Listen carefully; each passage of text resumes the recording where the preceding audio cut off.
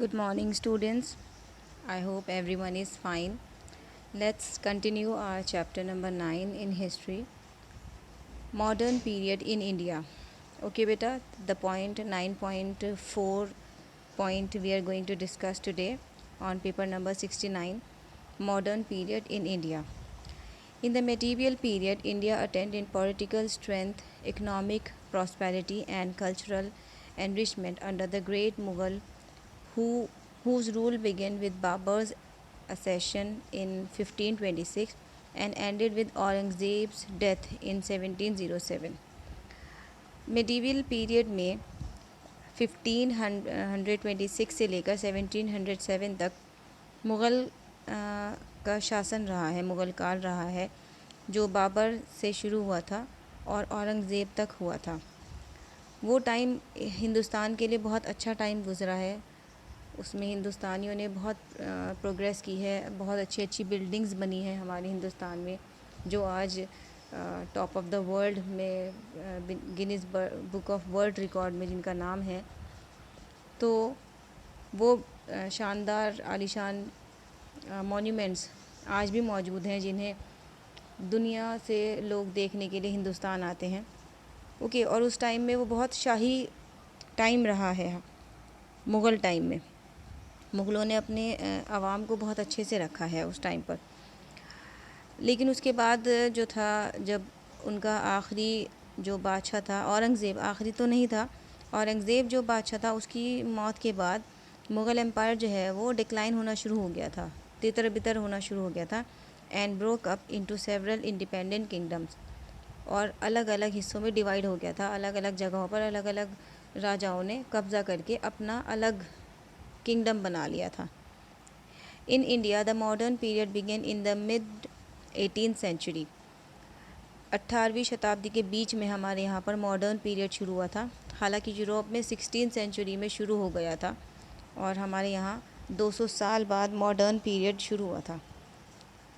Around this time the industrial revolution began in England and around the same time the English East India Company began to colonise India. इसी दौरान 18th century के बीच में England में industrial revolution शुरू हो गया था और इंग्लिश ईस्ट इंडिया कंपनी ने अपने पैर पसारने शुरू कर दिए थे और इंडिया को कॉलोनाइज़ करना शुरू कर दिया था, यानी कि छोटे छोटे हिस्सों पर कब्ज़ा करना शुरू कर दिया था। At this time the later Mughal, the Marathas and the English East India Company emerge at the chief contenders for political supremacy in India. इसके बाद मुग़ल, मराठास और इंग्लिश ईस्ट इंडिया कंपनी के जो लीडर्स थे, उन लोगों ने हिंदुस्तान को अपने कब्ज़े में लिया हुआ था मिलकर। By the end of the 18th century the company emerged victorious in the contest and colonised large part of India. और 18th सेंचुरी के एंड तक जो ईस्ट इंडिया कंपनी थी, उन्होंने इंडिया का एक बहुत बड़ा हिस्सा अपने कब्ज़े में कर लिया था और सबको ग़ुलाम बना लिया था। The Mughal empire finally collapsed after a great revolt against the company in 1857। Mughal empire जो है वो 1857 में बिल्कुल तबाह बर्बाद हो गया था, बिल्कुल ख़त्म हो गया था, जब मुग़लों का फाइनली एक जंग हुई थी इनके साथ, ईस्ट इंडिया कंपनी के साथ। द कंपनी वॉज डिज़ॉल्व इन 1858। 1858 में जो है उन्होंने अच्छी तरह खुलकर सामने आए and the British crown look direct control over India, और इंडिया पर हुकूमत करनी शुरू कर दी थी 1858 में। In India there was a freedom struggle against British colonial rule which ultimately led to India's independence in 1947। 1858 से 1947 तक लगभग 100 साल तक स्ट्रगल चलता रहा हिंदुस्तानियों और ईस्ट इंडिया कंपनी वालों के बीच में, जिसमें फ़ाइनली 1947 में हम लोग हिंदुस्तानी जो हैं वो कामयाब हुए और कंपनी वालों को यहाँ से भगा दिया और हमें फ़ाइनली क्या मिला? इंडिपेंडेंस, आज़ादी। Thereafter India became a democratic republic. उसके बाद हमारा इंडिया जो था वो एक डेमोक्रेटिक रिपब्लिक बना था, यानी कि वहाँ पर ऐसा नहीं हुआ था कि जो राजा है उसके बच्चा फिर आगे बढ़कर चलकर राजा बनेगा, बच्चे का बच्चा राजा बनेगा, ऐसा नहीं होता है। अब यहाँ पर रूल्स चेंज हो गए थे और वोटिंग सिस्टम स्टार्ट हो गया था, रिपब्लिक हो गया था हमारा, डेमोक्रेटिक हो गया था हमारा कंट्री। तो अब यहाँ पर ऐसा हुआ था कि वोटिंग सिस्टम स्टार्ट हो गया था, जो इलेक्शन में जीतेगा उसी को लीडर बनाया जाएगा। New religion identities in the 18th century. After Aurangzeb's death in 1707, the Mughal Empire gradually declined. New regional powers emerged, and by the mid 18th century, direct Mughal rule continued only in the regions around Delhi. जब औरंगज़ेब की death हुई थी, औरंगज़ेब की मौत के बाद 1707 में Mughal empire जो है वो नीचे की तरफ आना शुरू हो गया था। उस वक्त सिर्फ दिल्ली में मुग़लों का राज रह गया था। Marathas during Aurangzeb rain, Shivaji established the Maratha state in modern Maharashtra. The Marathas became strong rivals of Mughal in the Deccan. Shivaji descendant grew increasingly dependent on the chief minister called Peshwa. The Peshwa's position became hereditary and he became the real ruler. जो मराठास हैं उन्होंने औरंगज़ेब के time पे ही मुग़लों के ख़िलाफ़ हो गए थे और मराठास जो थे वो शिवाजी जिनमें ख़ास तौर से मराठा उसके मुग़लों के बिल्कुल अगेंस्ट थे और इनके बीच में हमेशा लड़ाई जैसा माहौल, तनाव रहता था। Change your paper now.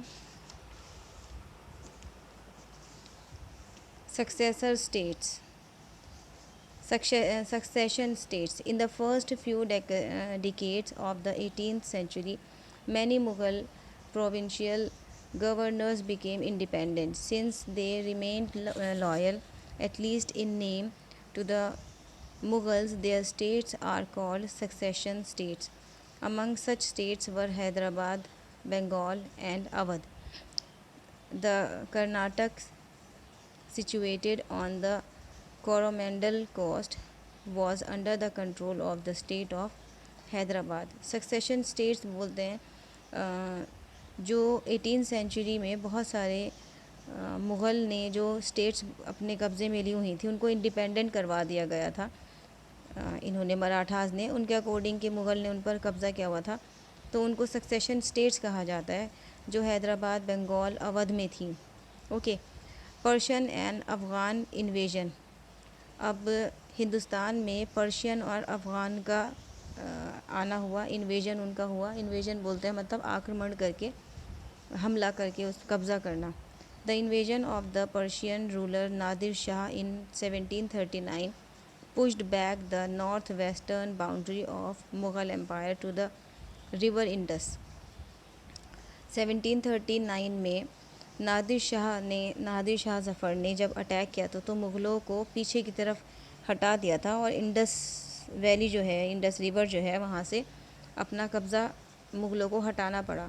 The Afghan ruler Ahmad Shah Abdali raided western India several times between 1748 and 1761.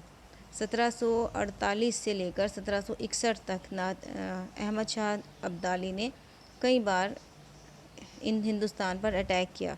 This further Weeknd the Mughal and encouraged the rise of new powers. जिस वजह से मुग़ल जो थे वो कमज़ोर होते चले गए और नई ताकतों ने कब्ज़ा करना शुरू कर दिया हिंदुस्तान पर। Punjab and other independent states. Bye the end of 18th century, the Sikh established the independent state of Punjab under the leadership of Ranjit Singh. Ranjit Singh जो थे वो लीडर थे और उनकी लीडरशिप में पंजाब ने एक नया इंडिपेंडेंट स्टेट बना। The Sikh control Punjab, Kashmir and Himachal Pradesh. और सिखों ने पंजाब, कश्मीर और हिमाचल प्रदेश पर अपना कब्ज़ा कर लिया। Among the other independent state of the time were the Rajput state of Jaipur. उसके अलावा जो और इंडिपेंडेंट स्टेट्स बनी थी वो राजपूत की थी जयपुर में। The Jat state of Bharatpur, जो जाट थे उन्होंने भरतपुर को अपनी स्टेट बनाई थी। The state of Rohilkhand centred around modern Bareilly Mysuru under Hyder Ali. Hyder Ali ने मैसूर को अपने अंडर में लिया था। Travancore on the Malabar coast and the tribal state of north east India. ठीक है। Source materials of history. अब हिस्ट्री की सोर्स ऑफ मटेरियल क्या है, हमें ये कैसे पता चलता है कि हिस्ट्री में कि हमारे पास सोर्सेज क्या रहे हैं, किस जगह से हमें पता चला है कि हिस्ट्री में ऐसा ऐसा हुआ है। The history of modern period is derived from both primary and secondary source material. History जो है वो प्राइमरी और सेकेंडरी दोनों सोर्स मटेरियल से हमें पता चला है हिस्ट्री के बारे में। फर्स्ट है आपकी primary source materials include archaeological remains and original documents, photograph, video tapes etcetera. ठीक है। सबसे पहली जो हमारी जो सोर्स है वो है प्राइमरी सोर्स, जिसमें हमारे आर्कियोलॉजिकल डॉक्यूमेंट्स मिलते हैं, ओरिजिनल डॉक्यूमेंट्स मिलते हैं, फ़ोटोग्राफ होते हैं और वीडियो टेप्स होती हैं। सेकेंडरी सोर्स मटेरियल है जिसमें होते हैं हमारे reports, review, articles, books based on primary source material. Secondary source में हमें जो प्राइमरी सोर्स में मिला है वो सब कुछ हमने एक बुक में लिखा है और उन बुक्स के जो सोर्स है उसको सेकेंडरी सोर्स मटेरियल कहते हैं। The source materials are available in the following categories. Archaeological source, these sources are comparatively less important for this period than the medieval period. Archaeological source जो है वो ज़्यादा इम्पॉर्टेंट नहीं है। Whatever buildings and monuments were constructed during this period are mostly standing today and are in good condition too. Medieval period में जितनी भी buildings बनी थी, मॉन्यूमेंट्स बने थे, वो आज भी अच्छी कंडीशन में मौजूद हैं और हमें वहीं से पता चल जाता है कि ये किस राजा ने बनवाए थे या यहाँ पर क्या क्या हुआ था। वी कैन विज़िट देम, और हम वहाँ पर जा भी सकते हैं। राष्ट्रपति Bhavan, Sansad Bhavan, India Gate, Gateway of India, Victoria Memorial and Fort William in Kolkata etcetera are some such archaeological sources. Literary sources. These sources for this period are varied and aplenty. There are original documents which are carefully preserved in archives and museums. Literary sources जो है वो museum में रखे गए हैं, जिससे public वहाँ जाकर उनके बारे में जानकारी हासिल करते हैं। Official records. During the time of the British, there was a system of recording everything. Every decision proceeding of such meeting were recorded and preserved carefully. There were record rooms for every executive, legislative and judicial body. Official records के लिए हमने अलग अलग हिंदुस्तान में अलग अलग offices बनाए हैं, अलग अलग रूम्स बनाए हैं जहाँ पर अलग तरह के रिकॉर्ड्स रखे जाते हैं। जुडिशियल बॉडी के लिए अलग रिकॉर्ड्स होते हैं, लेजिस्लेटिव और एग्जीक्यूटिव के लिए अलग रिकॉर्ड्स होते हैं। Each and every record was well kept. Her record को बहुत अच्छे से रखा गया है। And in proper catalogues catalogues बोलते हैं एक अच्छी वाली जो बुक्स होती हैं जिनके अंदर पिक्चर्स भी होती हैं और उनके अंदर उनके बारे में लिखा होता है, उनको कैटलॉग बोलते हैं। ठीक है। This led to availability of each government document and help the historians immensely in their study of this period, जिसकी वजह से हमें हिस्ट्री के बारे में पढ़ने में कोई प्रॉब्लम नहीं होती है, क्योंकि उसमें पिक्चर्स भी होती हैं और प्रॉपर इन्फॉर्मेशन होती है। ठीक है बेटा। Survey reports. During the British rule various surveys were conducted like population survey, revenue survey, land survey etcetera.